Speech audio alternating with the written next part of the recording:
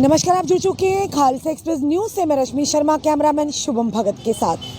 जिस तरह से आप जानते हैं, एब्रोगेशन 370 और 35A के बाद कुछ खामोशी सी छा गई थी, क्योंकि पॉलिटिकल गतिविधियां कहीं ठंडे बस्ते में गुम हो चुकी थी। और आज 14 महीने के बाद जिस तरह से आप देखेंगे, महबूबा मुफ्ती और साथ ही साथ फारूक अब्दुल्ला जी की डिटेंशन से रिहाई के बाद पॉलिटिकल गतिविधियों में कुछ हलचल देखने को मिली। और साथ ही साथ DDC इलेक्शंस का बिगुल बज चुका है और काफ़ी सारी पॉलिटिकल पार्टियां जो कि उनकी बयानबाजी भी शुरू हो चुकी है। और साथ ही साथ एक बहुत मुद्दा गरमाया हुआ था गुपकार डिक्लेरेशन को लेकर। People's alliance for Gupkar declaration के बारे में आज जानना चाहेंगे, बात करना चाहेंगे। हमारे साथ समय जुड़ चुके हैं इंजीनियर ऋषि कलाम, जो कि नेशनल जॉइंट सेक्रेटरी हैं NCP के। आइए जानते हैं इनका क्या कहना। और साथ ही साथ जिस तरह से बयानबाजी आती है कांग्रेस नेता, एक तरफ कांग्रेस कहती है हम जो कि गुपकार डिक्लेरेशन के साथ बिल्कुल नहीं, और दूसरी तरफ अब बात सामने ये आती है कि तीनों पार्टियां यानी कांग्रेस, PDP, NC मिलकर अब DDC इलेक्शन लड़ेंगे। आखिर खिचड़ी क्या पकड़ी, ये कुछ समझ में नहीं। आइए जानते हैं इनका क्या कहना है।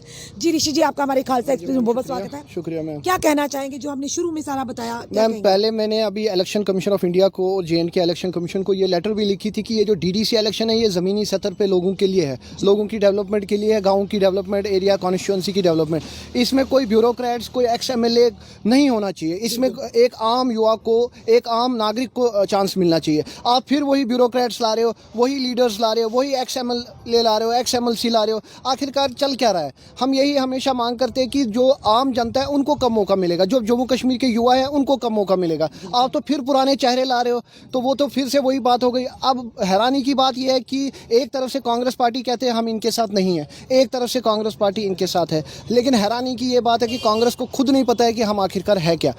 उनके GM जो उनके प्रेसिडेंट है मीर साहब, वो कहते हैं कि नहीं जी हम नहीं है। फारूक साहब कहते हैं नहीं जी ये हमारे साथ है। उनके स्पोक्स पर्सन रविंदर शर्मा जी कहते हैं हम कांग्रेस अलग है, हम इनके साथ नहीं है। आखिरकार चल क्या रहा है? मेरे को अंदरूनी ये लग रहा है कि जहाँ तक हमारी पॉलिटिकल नॉलेज ये है कि ये सारे एक साथ है और आम जनता को बेवकूफ़ बना रहे और कुछ भी नहीं। ये अलायंस भी इन्हीं का है। ये गुपकार अलायंस सिर्फ और सिर्फ बना ही इन 4-5 पार्टियों के लिए। जी, जिस तरह से फारूक अब्दुल्ला जी ने कहा था कि गुपकार गैंग को जो कि नाम दिया गया, उनका ये कहना था गुपकार गैंग कहने वाले वो खुद ही बहुत बड़े डाकू हैं।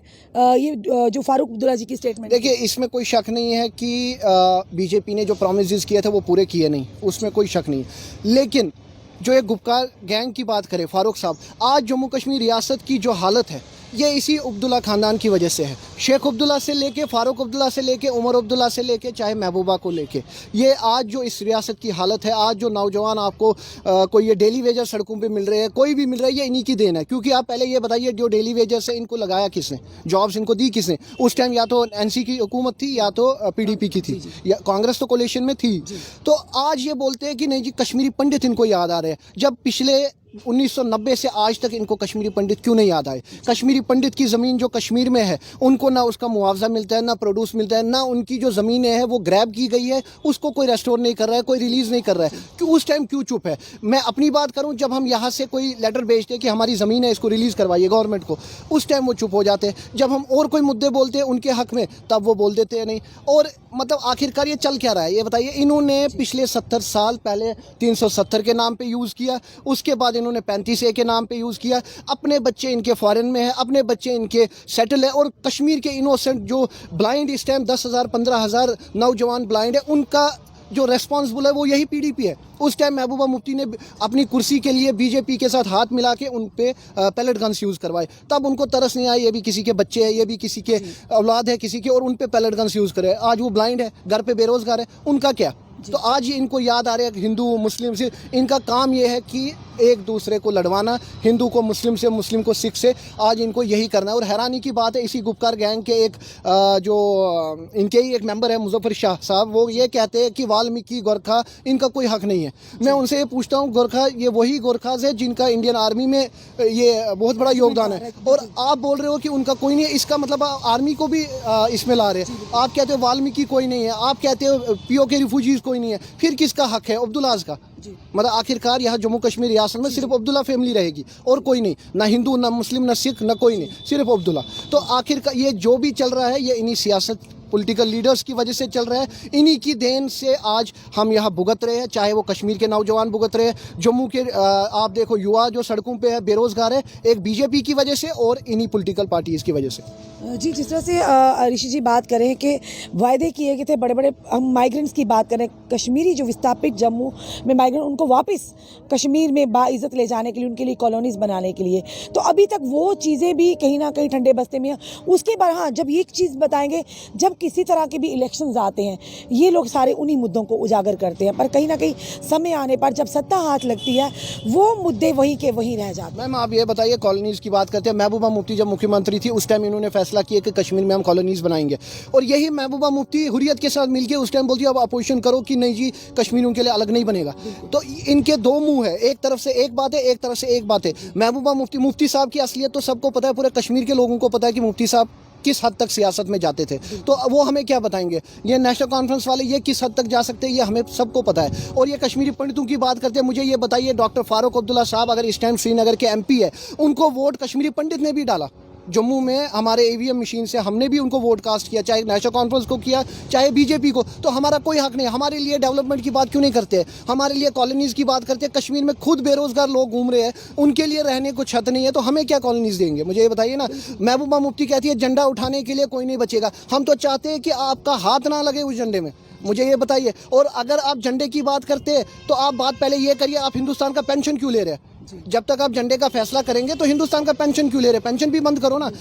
जो सिक्योरिटी फोर्सेस आपके साथ है, पीएसओज आपके साथ, वो हिंदुस्तान के हैं, तो आप उसको भी बाइकआउट करो ना। जब तक डिटेंशन में थे तब तो ठीक था, जब जो ही डिटेंशन में बात आते ही डॉक्टर फारूक अब्दुल्ला जी की बयानबाजी भी आने लगी सामने, महबूबा मुफ्ती जी की बयानबाजी भी आने लगी, और सबसे बड़ी बात ये जो डीडीसी इलेक्शन की अनाउंसमेंट हुई, पहले तो ये बात है कि निचले स्तर के ये इलेक्शंस हैं कि गाँव के गलियारों के जो जगह है उनकी डेवलपमेंट के लिए, गांव के लोगों की डेवलपमेंट के लिए ऐसी क्या पार्टीज़ को आन पड़ी हैं कि वो इसमें एक्स एमपीज़ को उतार रहे हैं, ब्यूरोक्रेट्स को उतार रहे हैं। क्या इनके पास कोई युवा नेता या युवा चेहरा नहीं है, या इनको ये पता चल गया कि हमने इतनी देर में ज़मीनी सतह पर जो काम किए वो बिल्कुल ज़ीरो हैं, जिसकी वजह से वो पहले दिग्गज नेताओं को, एमएलएस को, एक्स एमएलएस को उतार रहे हैं ताकि वोट बैंक जो है वो जो बना है वो मिलता रहे। इनके पास कश्मीर में इस टाइम कोई चेहरा नहीं है। इनका खुद का झंडा उठाने के लिए, नेशनल कॉन्फ्रेंस का झंडा उठाने के लिए, पीडीपी का झंडा उठाने के लिए कोई कार्यकर्ता नहीं है। ये क्या बात करेंगे, ये खुद पेड कार्यकर्ता लाते हैं,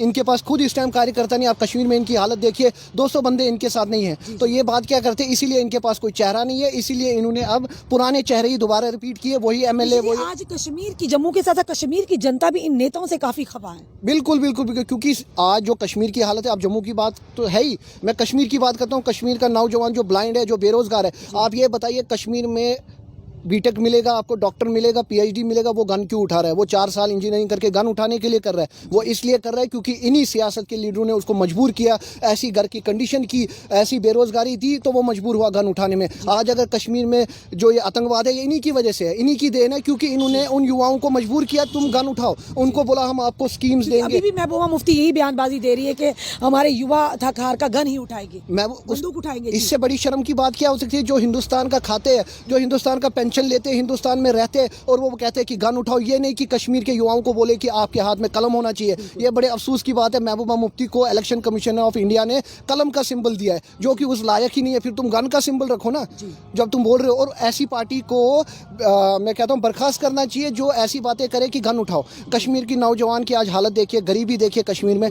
जम्मू में तो है ही, ऐसी बात नहीं है, लेकिन कश्मीर में जो कंडीशन है, पीडीपी और नेशनल कॉन्फ्रेंस रेस्पॉन्सिबल है। जम्मू में हालत की रेस्पॉन्सिबल अगर है तो वो भारतीय जनता पार्टी है, जिन्होंने खोखले दावे किए। आज रविंद्र रैना जी मुंह छुपा के भागते, क्यों भागते? जुगल किशोर शर्मा क्यों भागते? क्योंकि उनको पता है हमने कुछ नहीं, जवाब ही नहीं है, हमने 5 साल 6 साल लोगों को बेवकूफ बनाया। शमशेर सिंह मनाज जी जो एमएलसी राज्यसभा एमपी थे, उन्होंने 6 साल 5 साल क्या किया? मुझे ये बताइए, उनके अगर फंड्स थे वो कहाँ यूज हुए? जुगल किशोर शर्मा के कहा, ये आपके जो जितेंद्र सिंह है वो खुद दिल्ली में बैठे, उन्हें कुछ पता नहीं है, कभी आते इनॉग्रेशन करके चले जाते। आखिरकार ये क्या है? ये मजाक नहीं है तो क्या है लोगों के साथ? जिस तरह से डीडीसी इलेक्शंस है, क्या कहना चाहेंगे किस तरह से जम्मू कश्मीर की आप तस्वीर देखते हैं? एक युवा नेता होने के नाते हम आपसे राय जानना चाहेंगे कि किस तरह की अब तस्वीर देख रहे हैं कि क्या युवाओं को मौका मिलेगा, क्या युवाओं पर हमारी जो जनता भरोसा करेगी नए चेहरों को, ताकि वो जिस तरह से पार्टियों ने उनको ठगा है, या क्या किस तरह की सोच? जगह ऐसा हो रहा है कि यही पॉलिटिकल पार्टीज जो है वो इंडिपेंडेंट कैंडिडेट खड़े कर रहे हैं।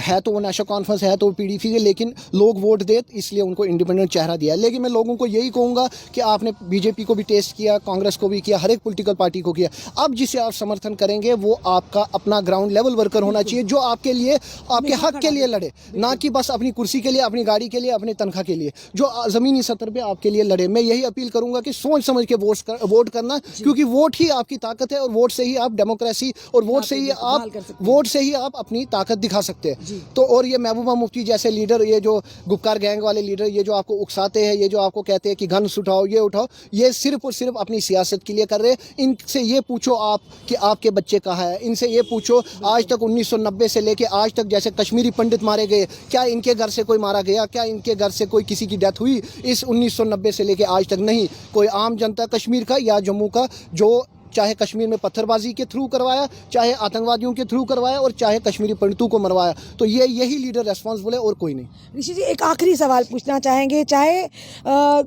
गांधीयन रूल रहा हो, चाहे मुफ्ती रूल रहा हो, चाहे अब्दुल्ला रूल रहा है, चाहे मोदी राज रहा हो, जनता के मुद्दे वही, जनता आज वहीं पे जहाँ पे पहले थी।